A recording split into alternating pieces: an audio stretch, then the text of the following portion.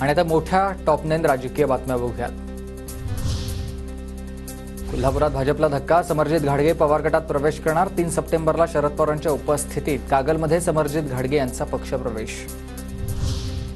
विधानसभा निवडणुकीत महायुतीला पाठिंबा द्यायचा की महाविकास आघाडीला, याचा निर्णय 1 सप्टेंबरला ठरवणार, आमदार बच्चू कडूंचं वक्तव्य आहे।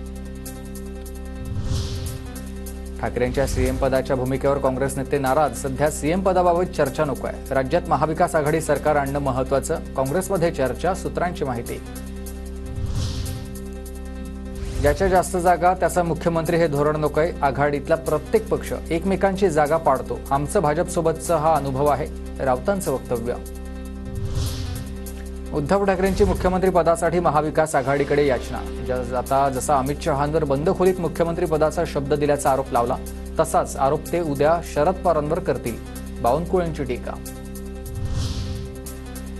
मुख्यमंत्री पदासाठी माझ्या पक्षात कुणी इच्छुक नाही, आम्हाला सत्तेत परिवर्तन हवंय, राज्यातल्या जनतेला उत्तम प्रशासन देण्याची इच्छा, पवारांची भूमिका।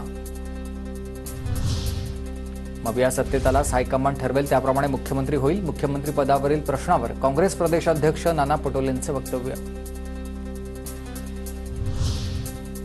निवडणुका असल्यानं मला सुरक्षा दिली असावी, माझ्या दौऱ्याची खात्रीलायक माहिती मिळवण्याची व्यवस्था असू शकते, Z+ सुरक्षा मिळाल्यानंतर पवारांची प्रतिक्रिया।